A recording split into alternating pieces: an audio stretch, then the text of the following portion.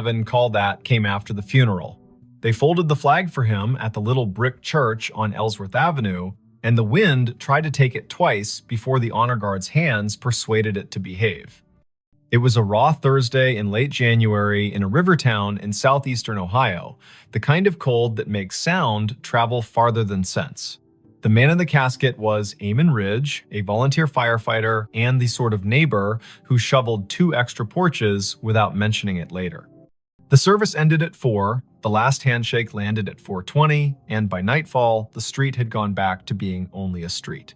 At 9:13, Leora Penn took her seat at the county dispatch console, slid on her headset, and watched the board come alive. At 9:31, the line marked 911 flashed with a familiar number. His number, the man everyone had just buried. Before we begin, tell me, where are you listening from and what time is it there?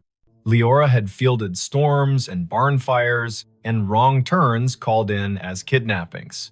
She had coaxed calm from people whose words came like hail on a tin roof.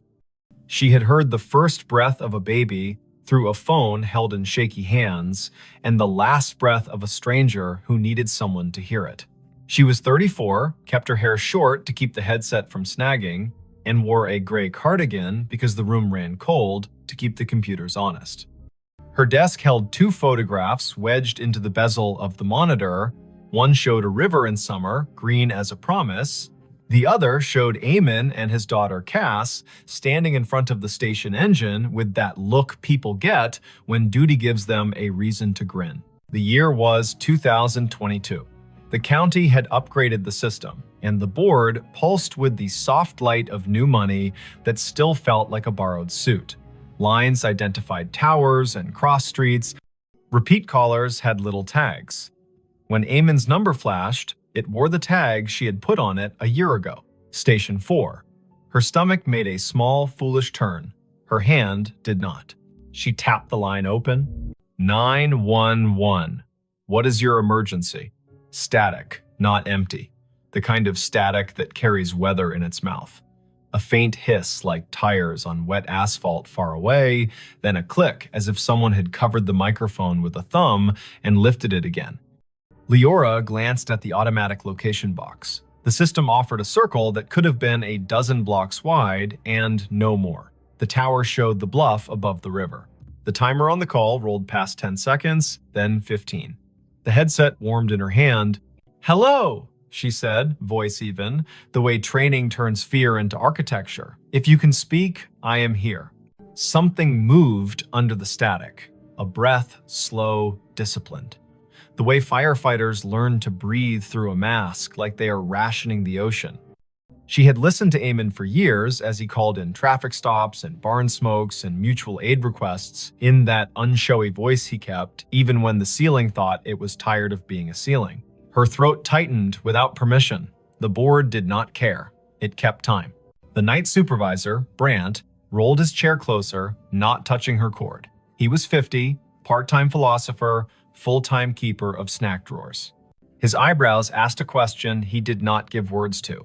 Leora tapped a note onto the incident log with deliberate fingers.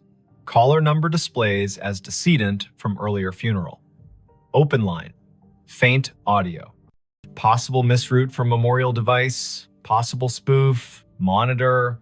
"Eamon," she said quietly, because sometimes names open doors the way keys do. "If you can hear me, give me any sound." The line breathed once more, then found a voice. Not bright, not ghostly, a man speaking like someone who had walked all day and only now remembered he could sit. It said one sentence, 3 words, patient, back door locked. Brandt's hand hovered over the radio mic. Leora nodded once. He paged Station 2 because Station 4 was morning, and Station 2 would show up with their coats half-buttoned and their hearts arranged like a team.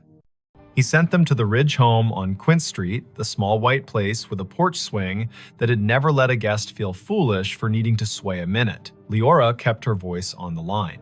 "Back door, locked," she repeated, writing it, hearing it, feeling the way the sentence wanted to be a map. "Is someone inside?" Nothing answered at first. Then a second sentence, softer. "Cass asleep." Brant's fingers were already moving the way piano players do when the song makes them want to be faster than they are. Officers on the midnight swing shifted their routes without complaint. The medic crew out of town angled their rig toward Quince in case Grief had found a trick that needed medical names. Leora sent a quick text to the on-call clergy liaison because the county did not believe in letting families be alone with what they could not name. "Amen," she said, "steady. We're sending them. Stay with me if you can." The line hissed like rain on a steel roof, and then went quiet. Not the click of a hang-up, the kind of quiet a room makes when a story finally sits down. The call timer rolled to 1 minute 23 seconds, then stopped. Disconnected, the board told her, cheerful as a toy that believes its work noble. Brant opened his mouth and then closed it. He reached for his coffee and decided it was the wrong kind of night for coffee and reached for water instead. Leora sat very still for a moment and felt the way adrenaline stands up in your body and refuses to sit until you give it a task. She gave it the task of listening. The lines danced with ordinary need. A possum in a kitchen. A husband who had cut his hand on a jar. A neighbor who had heard a window break and then realized it was the television. Her hands did their work. Her ear held a room for the line that had gone quiet. Officer G. Park radioed in first. Voice crisp. Tires crunching on salt in the street. Unit 3-1. Quince Street. Back porch light on. Back door indeed locked. Copy request to knock. "Copy," Leora said, hearing her own voice make simple shapes. "Proceed." There are knocks that sound like questions and knocks that sound like the start of a fight. Officer Park knocked like a person who has played in a string quartet. Firm, meticulous, willing to wait between knocks. Leora heard the long, thin silence on the open radio channel that means everyone has decided to breathe in sync. A porch swing creaked, whether from wind or memory. Then Park again, softer. Visual on subject in living room. Teen. Asleep on couch. Television on mute. No visible distress. We are making entry. Park called the locksmith number taped to his visor, because there is always one, and he also called the small cheat that officers inherit, which is to lift the back door on its tired hinges when you turn the key the wrong way. The door opened, a floorboard confessed itself. Park moved through a small kitchen that smelled like heat and spice and thyme. He said, quiet as a blessing, "Cass, it's G, it's me." The girl woke with that rough sound grief makes when it has only just let go for half an hour at last. "Back door," Park said into his shoulder mic. "Locked, now secured." Subject breathing, oriented, tearful, says she fell asleep and forgot the back after the last aunt left. She says her dad would have said it. She says she heard him say it sometimes, even when he was alive, when she forgot. "I'm locking up, then staying here until her aunt returns."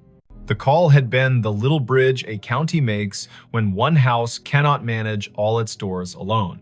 Leora typed. She logged, she breathed.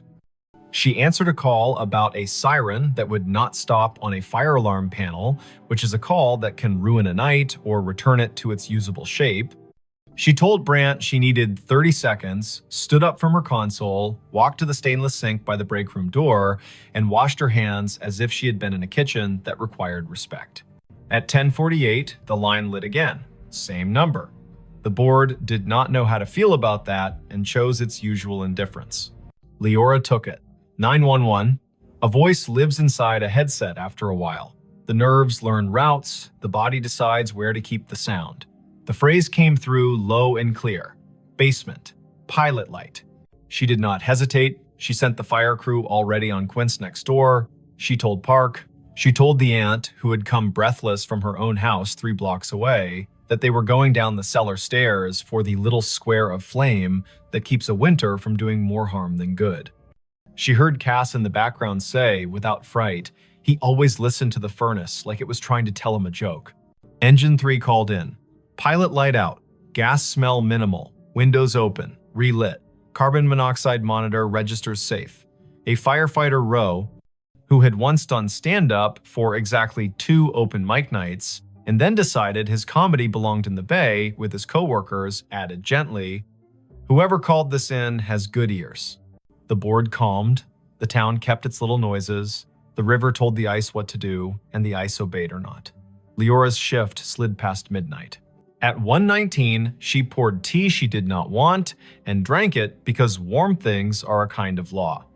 At 1:40, an old man reported a woman knocking on his side door asking for a light, and she sent Park and his partner again, and it turned out to be a neighbor who had locked herself out, and they laughed about solutions and did not mention grief, so it would not be tempted to take that house too.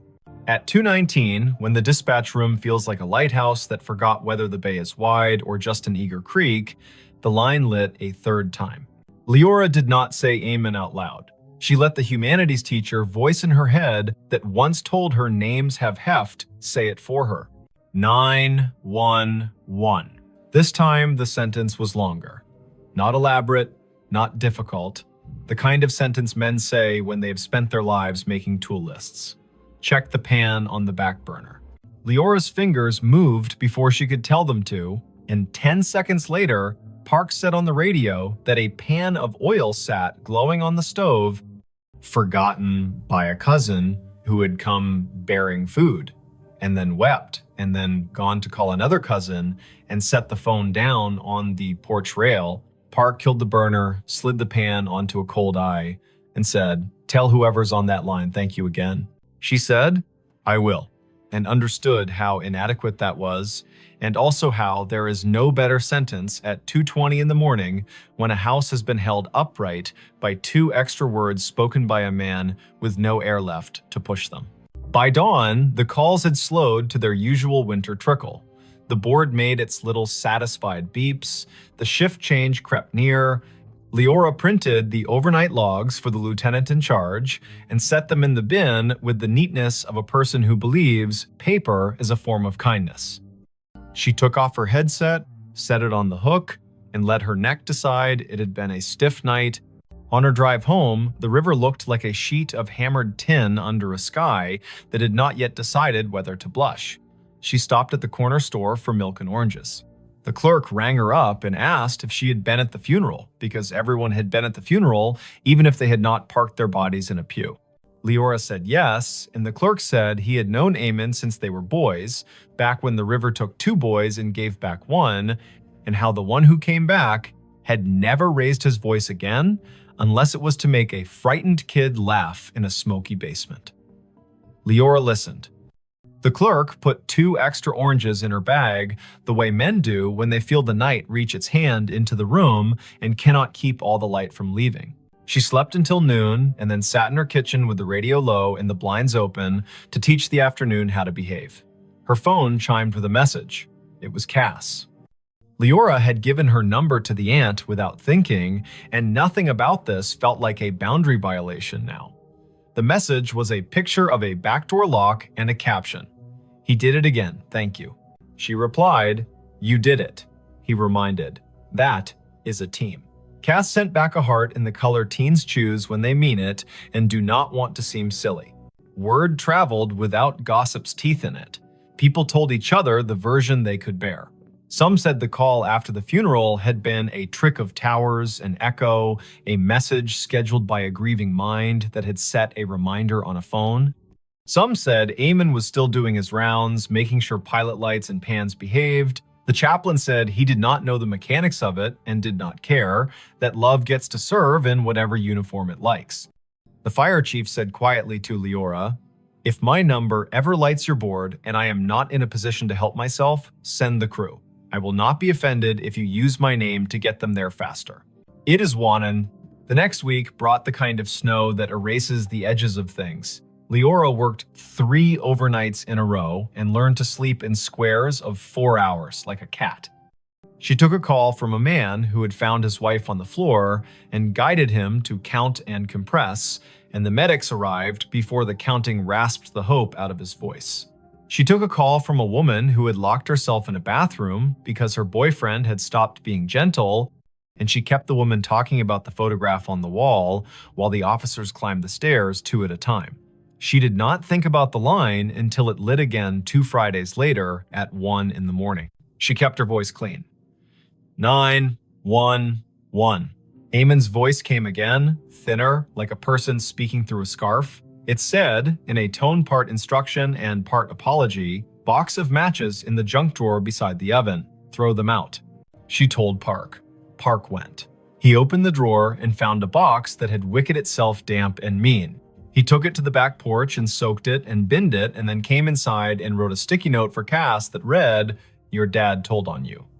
She woke to it and laughed in that shocked way laughter has when it has been given back its license to exist. Not every call was that kind.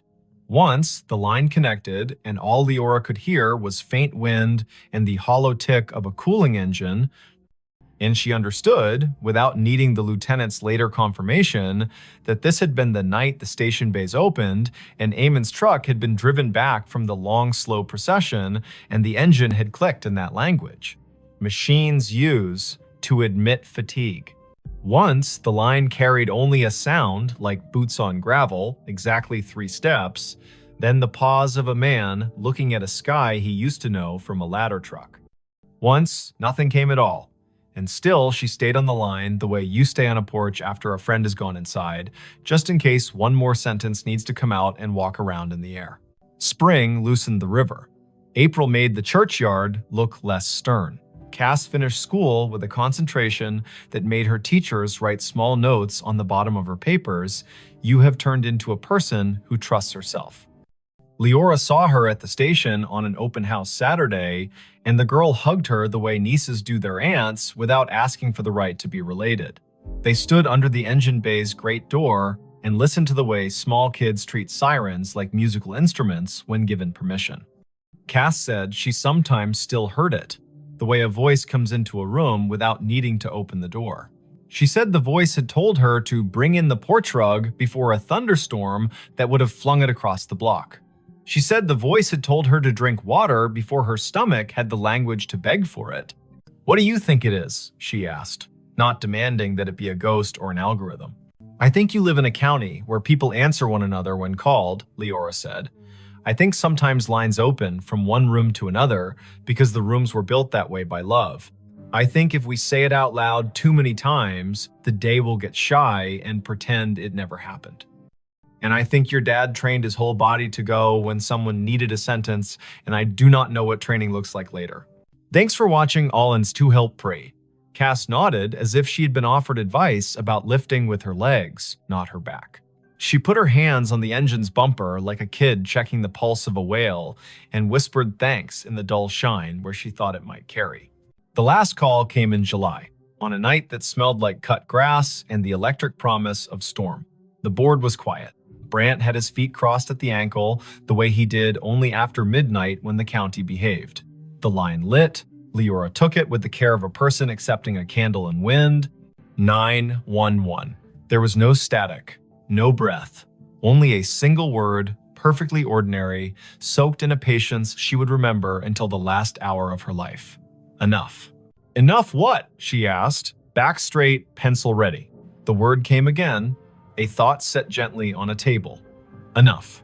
Then a long exhale, the temperature of a day in which someone has put down a tool they are proud to have used and is ready to wash their hands.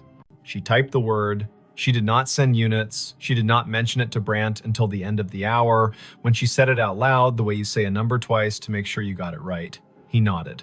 He threw a cough drop to her like a baseball, and she caught it and laughed because bodies insist on living. There were no more calls after that. The system reassigned numbers as systems do. The board forgot how to glow with that tag. When Leora sat at her desk and the photographs leaned against the monitor made their steady witness, she still sometimes heard the faint tap of a firefighter's gloved hand on a doorframe, the universal signal for ready. She bought a small, heavy key hook for her own kitchen, put it by the back door, and never forgot again. She found that when she walked past the Ridge place on mornings when she needed to see the river before she could trust the day, she would look at the back door and feel not a haunting, not an ache, but the exact rectangular comfort of a thing that had been understood and done.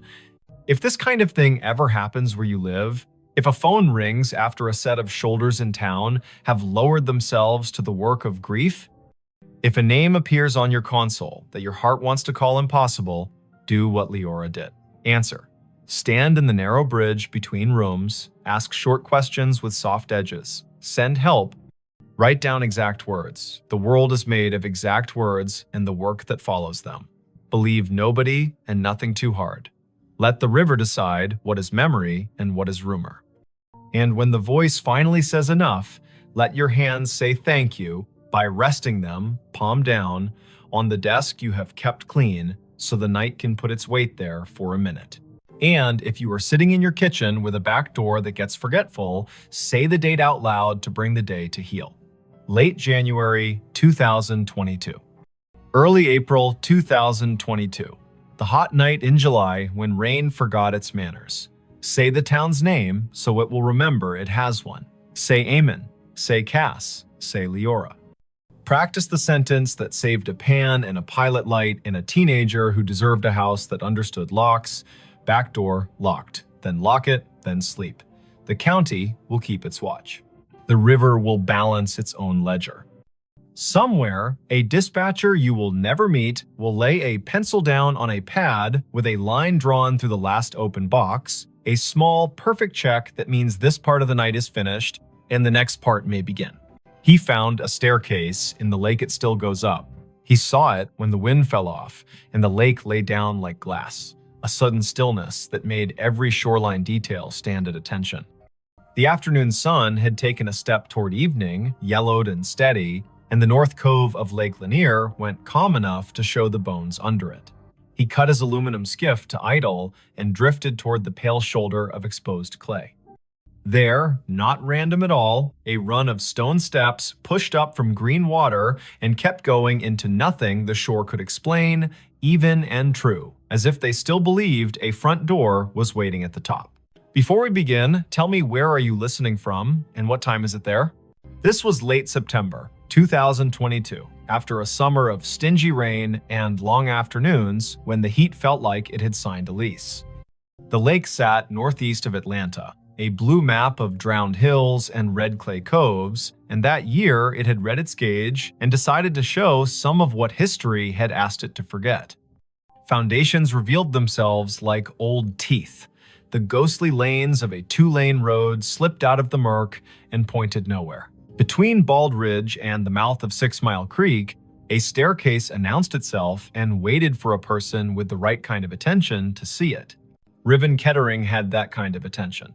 38. A carpenter and part-time rescue diver who liked small engines and the honest work of making broken things carry weight again. He lived in a rental off Pilgrim Mill Road with a dog who had taught herself to sleep through sirens. He was not a romantic, not really. He was the kind of man who listened to what a hinge said when it wasn't being looked at. The lake had been a job and a solace for him since he moved down from the foothills of Tennessee a decade earlier, and on afternoons like this one, he took his old skiff out to idle over the drown. The staircase began 3 steps below the surface, pale rectangles set into the clay, then climbed above waterline, slick with algae, where yesterday had touched and left.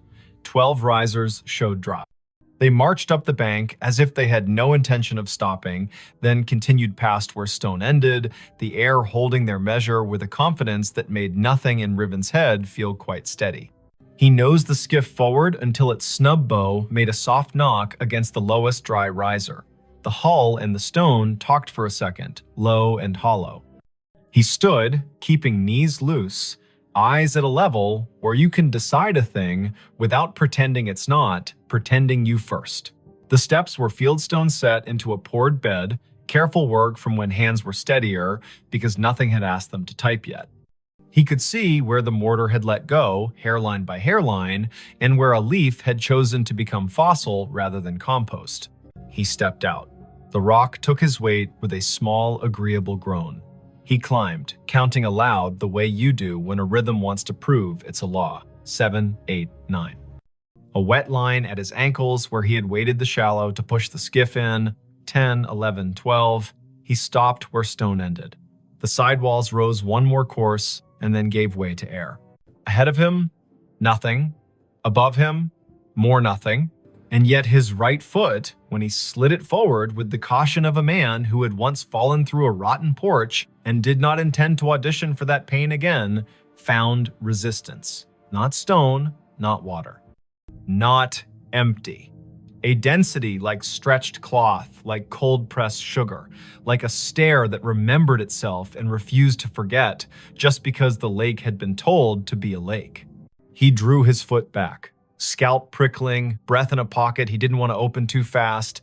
He looked around to see if anyone else had been presented this joke. No one. In late September, a Tuesday can make a cove your private chapel. Far out, a pontoon boat moved like a floor with music on it. Closer in, a blue heron had made the stump of an old post into a claim. Riven set his palm above the end of the stone into the air where a banister would be if someone had finished the thought. He felt nothing until he pushed a hair past what he thought was safe.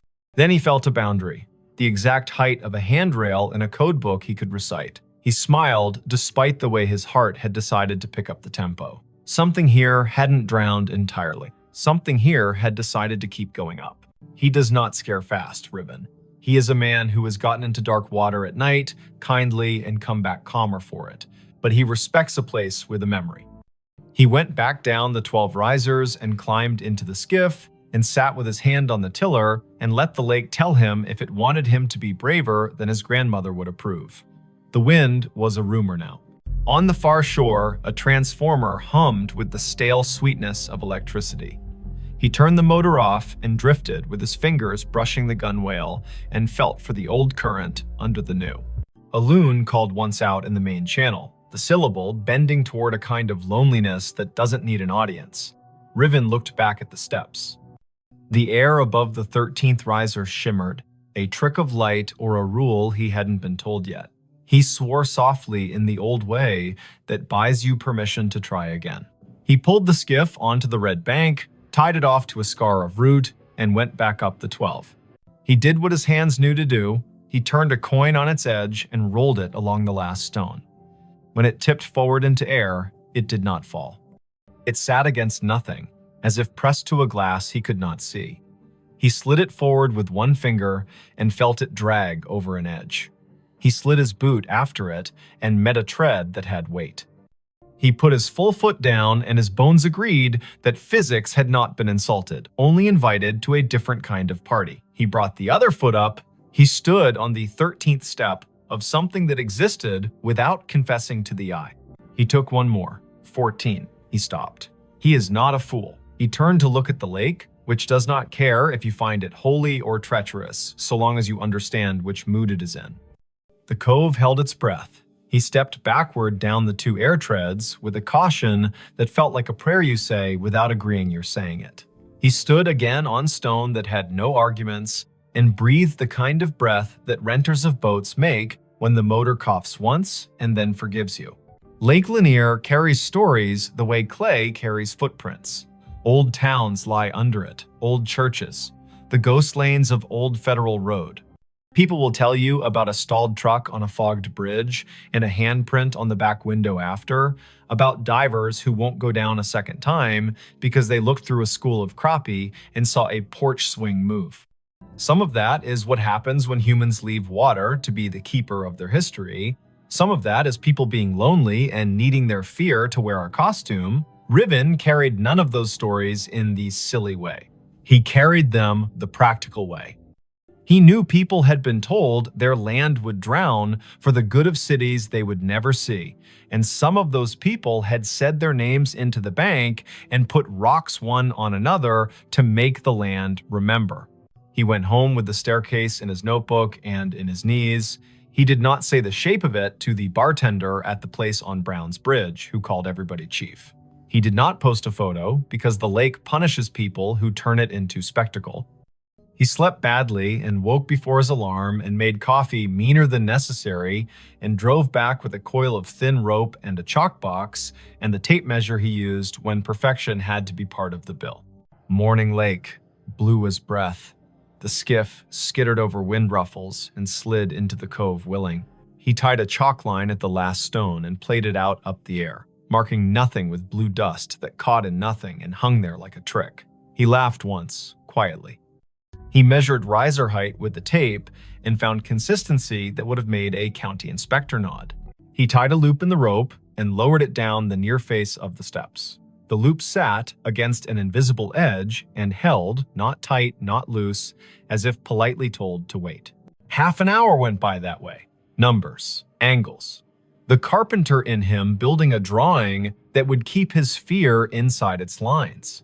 When he finished, he sat with his back against the sidewall and let his head find the cool of stone that had learned shade. The world stepped closer. From somewhere he could not triangulate came a sound that reminded him of a bicycle bell rung just once. In politeness, he stood.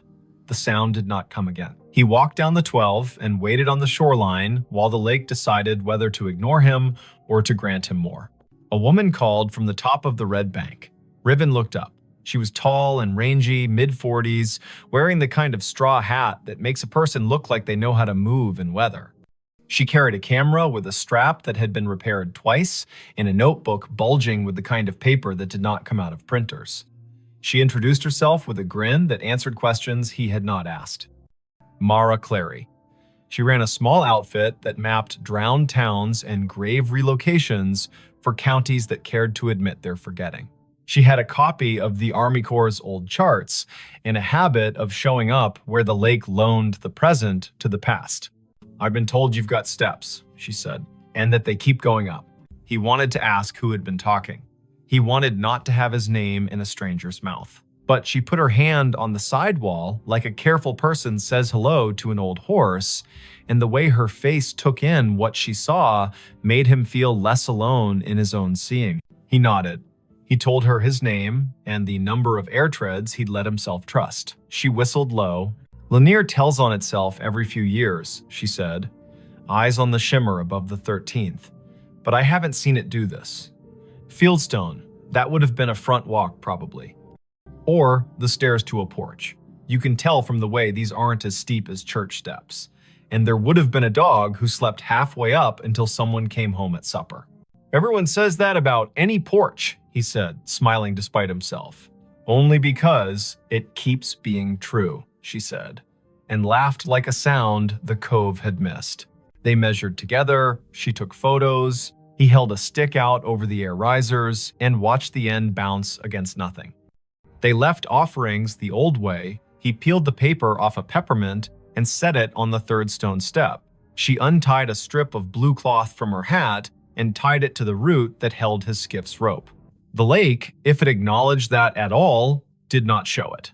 She opened her notebook to a page where she had copied in neat letters the names and dates of households taken when the valley was flooded in the early 1960s. 2 farms had sat on this spur, the Sumter place, the Jory place. Sumter had 5 children and a clean way with fence lines. Jory was famous for a Sunday table and a sour temperament the rest of the week. The county had cut checks and called it a necessity. The stairs could have been either family's. But on the sidewall, low near the 5th riser, they found a mark cut into mortar with a nail or a stubborn penknife. A letter. "Jay, you think Jory," she said. "Or June," he said. "Or Josephine. Or a boy who didn't get to grow into his handwriting rights, their first initial into any stone that isn't busy." The lake made a small sound against the hull, a shrug. They came back the next day, and the next after that. In the afternoons, teenagers on rental jet skis came doing grammar the water did not admire. In the mornings, a heron watched like a magistrate. Once, a man in a bass boat cut his engine and drifted nearer and asked if the invisible was real or a trick. And when Riven told him the truth, he raised his cap and said, "Well then," and idled away because some facts want to be left alone to keep being facts. On the 5th day, just after noon, when the light loses some of its slant and the lake starts its long exhale toward evening, the air changed. Riven was on the 14th invisible tread, Mara 2 below on stone, the rope tied at his ankle as if that kind of thing would help. He felt a pressure move across his shin like a child's study of a newel post. The hair on his forearms declared a vote. He looked up. Above him, a faint dark line hung in the bright. A lintel, if you wanted to pretend to see one. A line where a door might have decided to sit if it still meant to. He lifted his hand slowly and let it hover. It met resistance at the height where a latch would be if people had followed the same measurements here as they did in town.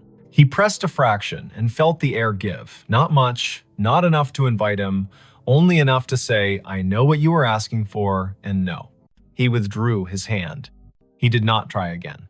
He went back down and sat on the 6th stone step and put his elbows on his knees and let his head go heavy in the way of a man who knows the difference between a closed door and an answer. "Not today," Mara said, not unkindly. "Doesn't mean never." A storm ran around the rim of the lake that night and forgot how to come down. The next morning broke clean and noisy, with birds relieved to be right about the Sunday. When they returned to the steps, the peppermint was gone. The strip of cloth whispered against the root when the wind remembered it. On the 4th stone riser, a line had been drawn in the red dust by a finger that had not belonged to wind. 4 short lines, 1 long. The way a person keeps track of days when they are doing a job no one else is counting, they looked at each other like people who have been included in a conversation without earning it. Mara wrote down the marks in that tidy, practical hand. Riven climbed to 14 again and did not press the air where the latch would be. He listened instead. It is an old trick. The more you don't demand to hear, the more willing a place is to say its piece. Somewhere above him, at the end of the invisible run, a sound came faint, almost an opinion. The scrape of a chair, foot against a wooden floor. Once, then a breath, remarkably ordinary, let out by someone who was done with a small effort and is pleased to have finished. He let his knees bend and went back down step by careful step. The county put out a notice, polite as a church lady, asking people not to climb anything that felt like absence. A man from the Corps came by with a clipboard and a caution that did not include humor and told them to rope the place from the bank. They tied a line and left it slack enough to be ignored by whatever needed to come and go. Mara logged coordinates and photographs and the exact color of the lichens on the sidewall. Riven made a drawing of the steps that showed the air ones the way you show trust, with dotted lines and a note that says, "As found." Word spread anyway. It always does when to leave a thing alone would be the more complicated form of love. A grandmother came and watched from the shade and told her granddaughter a story about the summer her brother rode a bike into a field that is now part of the lake and fell and did not cry, because corn leaves will cut you if you give them. An audience. A man in a Braves cap stood for a long time with his hands in the back pockets of his jeans and didn't tell anyone why his eyes kept the gloss they kept. A boy clapped once and apologized, and then asked if the staircase sounded like anything, and when Riven told him about the scrape and the breath, the boy looked toward the place where a door might be and whispered, "Thank you," like a student to a teacher who has handed out permission slips to freedom. On a Wednesday morning in early October, the lake rose 2 inches. The first stone step went green again. The 12th stayed dry. Riven set his palm to the sidewall as he had begun to do without design and said the names of the months out loud as if they were a key. Mara arrived late, hair in a bandana printed with little cranes, a thermos in one hand and a sheet of onion skin paper in the other, the thin kind that takes pencil and lets the stone's texture come up through. She rubbed the J, the nail-cut letter, and the tally marks. When she lifted the paper, the letter and the lines looked like a message written by someone whose words had to be rationed. She tucked the rubbing into her notebook with a care Riven recognized as kin to prayer. By noon, clouds built into a boast. Mara packed her camera because electric things deserve not to be insulted by weather. Riven untied the rope at his ankle and coiled it with the absent-minded competence of someone who likes ropes for the way they make order out of risk. The air above the 14th step felt different. Cooler, somehow. Denser. He looked up and wanted more than he would have admitted the week before to see something acknowledge him. Not a face, not a figure, an idea. The lake refused. It kept to its rights. Before the storm broke, a small group arrived in silence.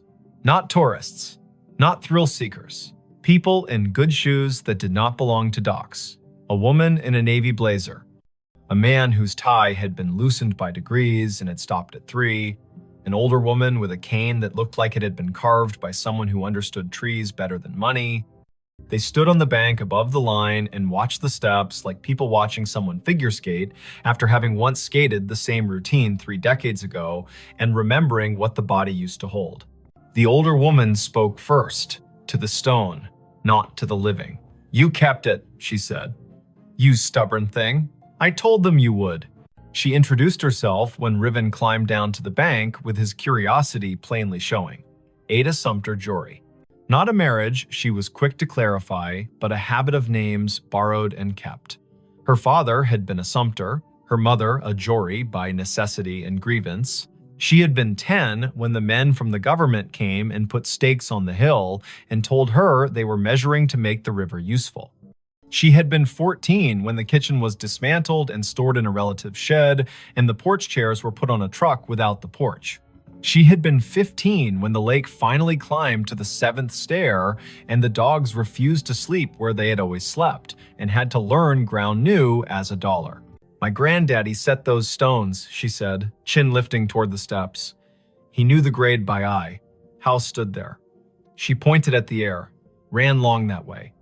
Kitchen at the back, where mornings were honest. Stairs to the sleeping rooms tucked in right of the door. He told me we build stairs for coming and going and for waiting. That last part is where the world gets the math wrong. She cleared her throat once, a small thing that meant a larger thing had moved through it. "My brother wrote his letter J in the mortar before it set," she said, and smiled fully for the first time. He was 5 and mad because he had not been allowed to carry a stone and needed to have done something the porch would remember. They watched the lake together as it considered which forenoon belonged to which afternoon. Mara showed Ada the rubbing, and Ada put her palm on the paper like a hand over a baby's sleeping flank. "He stayed mean," she said of Jory, but without any real heat. But he loved that stair. Sat halfway up when he had nothing to do and the weather had nothing to argue about. Played that little bell you keep hearing because he liked the neatness of a sound that stops when you take your finger off it. The storm arrived, they covered what needed covering, the skiff rocked and complained, and then remembered it had been in worse moods and calmed. The rain washed the red dust off the risers and gave them back their gray. The air cooled like a head turning on a pillow to the comfortable side. Ada walked down to the second step and touched it like the forehead of a child with a fever breaking. "Enough," she said to the rain, to the year, to the air that had learned to hold treads. In the weeks that followed, the staircase did what durable things do when they decide to belong to more than one story. It kept being itself. The lake rose and smudged the lower steps and then pulled back like a long breath returned.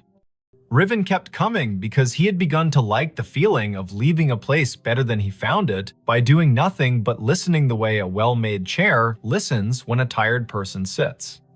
Mara wrote a piece for the County Historical Society that began with the sentence, "There are places we drown and places that refuse." Ada came twice more and told the stair her brother's best and worst. And once, on a bright Sunday, when the buzz of outboards sounded like cicadas pretending to be important, she brought a tin of biscuits and left one on the 3rd step because her mother would have called it manners. On a morning in November, the air thin and brisk, frost like pale sugar on shaded clay, Riven came alone. The lake had taken back an inch, the first 2 steps glowed green. He stood at the foot and waited the way you learn to wait when you've been given more than you asked and are smart enough not to get greedy. The wind came off the water and put its fingers through his hair with a familiarity he hadn't earned. Above the 14th tread, the line where a lintel would be shivered and then settled. He put his hand out at the height of a latch and did not press.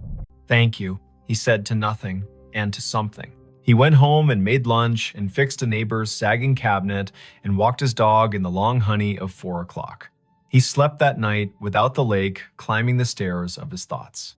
He dreamed he was sanding a handrail he could not see and woke with the particular ache in his forearm that tells a man he did a good day's work in the world that matters and the one that does not need him but lets him in anyway. If you go out to Lake Lanier on a fall day after a long dry, when the wind has the courtesy to lie down and let the surface polish itself, you can find the cove if you know who to ask and you promise out loud not to bring a ladder. The staircase will be there, stepping up from water into air with the patience of a body that has learned not to argue with time.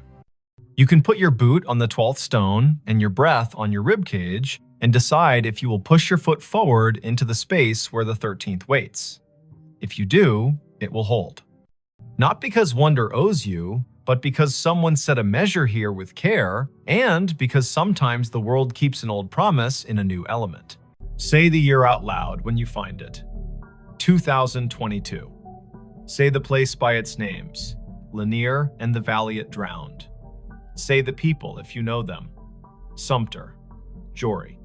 Say the letter on the wall, J. Say the noise a bicycle bell makes when a brother likes attention and the porch has all afternoon. If you leave something, make it small. A ribbon, a peppermint. A finger laid gently in dust to make a line that will blow away with the next weather. Walk back down, let your knees do what they were built to do. Put your hand on the sidewall the way you would on a friend's shoulder when leaving them on their own porch in the dark to listen to the crickets. The staircase will keep going up whether or not your eyes can follow it. It will keep its measure in the air. The lake will rise and cover the lower treads and then fall back and confess again. Boats will hum. Herons will judge. A woman in a straw hat will rub letters onto paper, and a man with a dog who sleeps through sirens will coil rope and listen. And somewhere under the calm skin of the cove, where red clay holds onto everything it can hold, a front door you cannot see will stay shut and not unkindly, practicing the hardest kind of hospitality there is, offering you a way to ascend and a way to wait, and trusting you to know which one belongs to you today. Her phone pinged at a grave with her name. The notification bloomed on her screen the moment her shoes left the gravel and slid onto the soft path between moss-dark stones. A small bell chime, bright as glass. A banner at the top. You have arrived, Eden E. Hale. The words sat there as calmly as a weather app, as if the city had decided to label her the way it labels a bridge or a square. The place was Bonaventure Cemetery in Savannah, Georgia. Spanish moss hung in long, steady sentences from the live oaks. The river kept its secrets behind the bluff and breathed like a sleeping room. It was late afternoon on a Sunday in early November, the air cool enough to make her wish for sleeves and warm enough to forgive her for forgetting them. Before we begin, tell me, where are you listening from and what time is it there? Her name was Idoni Hale, 28. She worked in visitor services at a small maritime museum upriver, the kind of job that made her memorize the angles of ships and the dates when storms came ashore. She liked fonts and quiet, and the sound salt makes drying on stone. She was visiting Bonaventure because her friend Anson had flown in from Minneapolis for a long weekend, and the two of them liked places that let you feel your breath in your mouth. The year was 2021. Phones knew where you were within decent intimacy. Some headstones wore small plaques with codes that asked to be scanned and promised a story. They had parked on Bonaventure Road under an oak that had learned to be older than most houses. The sky was simple, a clean coin of light. The volunteer at the office had given them a paper map and a soft-voiced list of locations worth the walk if you wanted your day to hold. Look for the little angels facing east. Find the section where the camellias keep blooming against instruction. There's a family plot that feels like a room you shouldn't step into without knocking. No one mentioned a notification. Eden stared at her phone. The banner did not give a location like Section F or Plot 31. It was the same tag her calendar used when she arrived at work or home. You have arrived, Eden Hale. As if she were a place. As if the grave were her. Anson leaned toward the screen and squinted. He was tall and light-footed, a teacher of high school literature who carried poems in his pockets like receipts. He read the banner and then her face and made a small arranging motion with his hands, the way he does when he wants to place humor where fright is trying to sit. That's a bug, he said, not unkindly. Or a geofence you made and forgot. Did you tell your phone to remind you to be yourself today? She clicked the banner to see where the phone thought she belonged. A map opened, a blue dot pulsed with the steady patience of a small heartbeat. A gray pin sat 100 feet east in a section labeled McAllister. The pop-up bubble above the pin read Idany Hale in the same unsentimental font. She did not have a virtual contact called a cemetery. She had not created a reminder to arrive at her own name. The phone had decided the path curled between stones with dates that made you speak them out loud, because numbers are easier to hold when they come through the mouth. 1873, 1920, 2009. The Oaks leaned as if sold on the idea that the living need rehearsal space.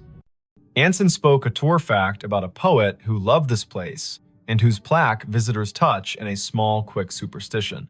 Idony nodded because liking facts is a way of staying steady. Her pocket shook again. Another chime, the same banner. You have arrived. Idany Hale. She breathed the way the yoga teacher on the internet tells you to. In through a count of 4, hold for 4, out for 6. They followed the path east until the bluff opened its shoulder and let the wind test their sleeves. The section ahead was a little higher, a little more sure of itself.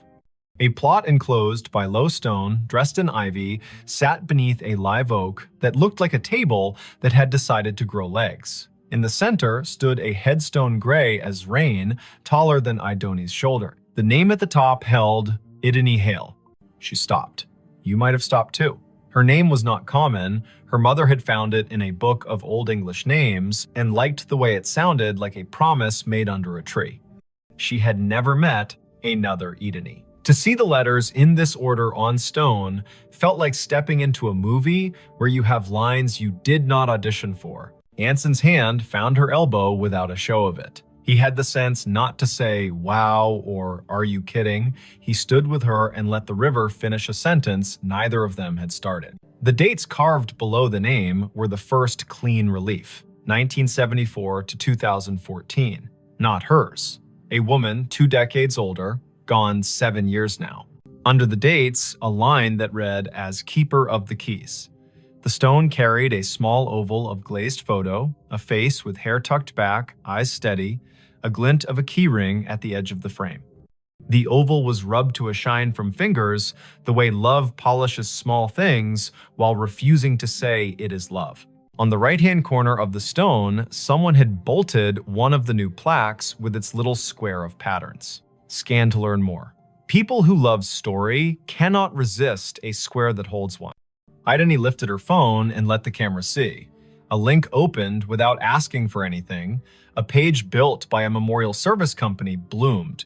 At the top, the name again. Below, a small biography. A life lived with habits, upright and kind. A childhood in Chatham County. A long run as cemetery sexton. The last line read in a voice that felt like a woman sitting on a step with a mug and a warning and a grin. If you need something, tell the ground. It will tell me. While she read, the phone hummed again. Not a banner this time. A little circle pulsing at the top of the screen, the way maps announce a place with enthusiasm. The circle flashed once, then settled. Idany swiped down to see the source, a calendar reminder with no category. White, titled simply, Arrived. Location, here. She had not written that.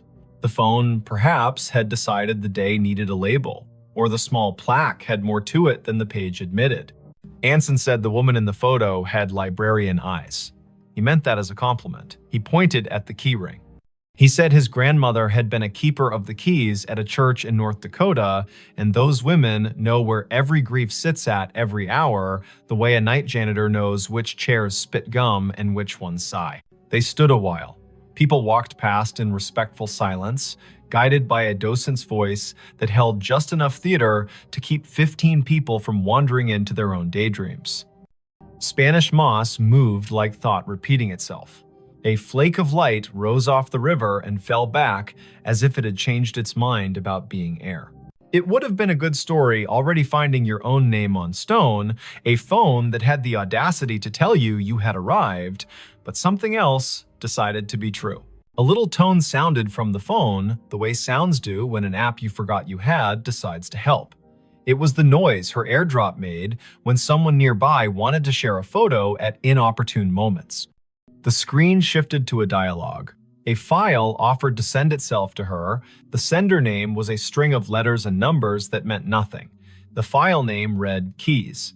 Anson leaned in and made his face calm. "Decline," he said gently, "because strangers in public places with quick hands make tricks, and both of them work in museums and have seen every version of the human habit of testing boundaries." She hovered. Decline would be wise. Accept would be a dare. She pressed accept because sometimes you let stories finish what they start. The file downloaded. It was not a photo, it was an audio file, a minute 42 in length. The waveform showed it wasn't silence. She tilted the phone toward her own ear instead of speaker because you don't open a voice in a cemetery loud unless the voice has earned the right. Static first, then the sound of wind combing something thin, then a woman's voice, the age of a woman, who tells tools where they belong and expects cooperation. The voice said, "Dry as a towel and warm as a summer kitchen. If you are standing over me, child, and your name is mine, you can help me keep my promises. Put your phone on the stone and leave it be a minute. It will tell you where to stand next." Anson's eyebrows did a small jazz riff and then tried to behave. "Okay," he said softly, a word that meant, "I am here and I am not going to ruin this with cleverness." Ideni set the phone on the flat top of the headstone the way the voice had instructed. The screen slid into its lock. Her reflection replaced her. The oval photo looked past her shoulder the way old photos always do. She counted in her head as a way to keep the childish fear of being tricked from standing up and knocking the ritual with its elbow. 50, 60, 78. The phone buzzed once, she lifted it. The map opened of its own accord. The blue dot had moved nothing. The gray pin had changed. It labeled another grave 30 yards north with a name neither of them had seen on the paper map. Rosin Hale. A second name. Another Hale. The first name was Welsh and not common here. They went because the day had asked enough times to be answered polite. The second stone stood lower, more modest. The granite, a color you could never find on purpose if you looked in a catalog.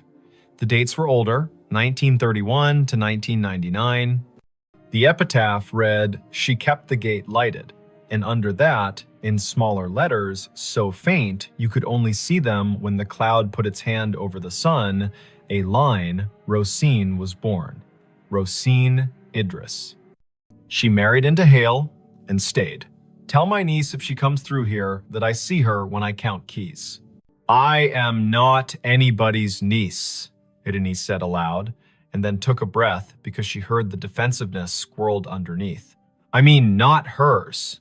You might be more people's niece than you know, Anson said gently, a man who had grown up with uncles who weren't uncles and yet were more family than the kind that wears your face.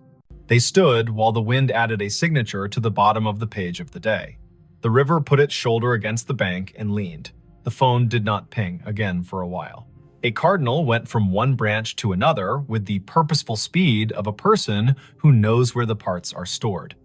A group of teenagers trailed an auntie through the lanes, popping gum in a respectful way, which is a regional miracle. Ideni looked up Rosin on the cemetery's database because when your heart gets odd, facts make a braid to hold on to. The database was one of those volunteer-built websites that carry the tone of a potluck where everyone brings a dish so exact it shames you for choosing salad. Rosin's entry was thorough. Born Rhonda Valley, came across with parents as a child, settled in Chatham County, married one Mr. Hale, worked checklist after checklist for the electrical union office, sang alto in church with the patience of an anvil, survived by no children, preceded by older brothers, all gone. Niece mentioned in an obituary in 1999 with no name given. Anson made a sound that meant the story had wiped its hands on his shirt and was ready to cook. The phone chimed once more, now with the tone her museum app uses when a beacon in an exhibit hands you a fact. She had turned beacons off last month because being interrupted by history while in history felt a bit like a stage whisper in a quiet theater. She had not turned beacons back on. The screen read, "A note is waiting." A map pinpointed the little brick building the cemetery uses as a workshop for the grounds crew. A path drew itself in blue between the Hales and the shop, like a string in a child's game. They went, Because keys that ask to be found deserve not to rust. The door to the shop was propped with a cinder block the way doors are propped everywhere when the weather learns to be useful. A radio played a station that chose old soul and occasional baseball score updates. No one was at the counter. A bell stood there anyway, the kind that rings a sound like a glass penny. Anson rang it because he likes participating in obvious rituals. A man in his 50s with a badge that read August came in from the back, wiping his hands on a rag that had earned its keep. "You folks need a map?" he asked, then took a longer look at their faces and revised. "Or a minute." "We were by the hailstones," Idony said, and watched the way a man looks when a rhyme finds his ear and tells him it cares. August nodded. "Course you were," he said. "I keep an envelope for that family. Been waiting on who it's waiting on."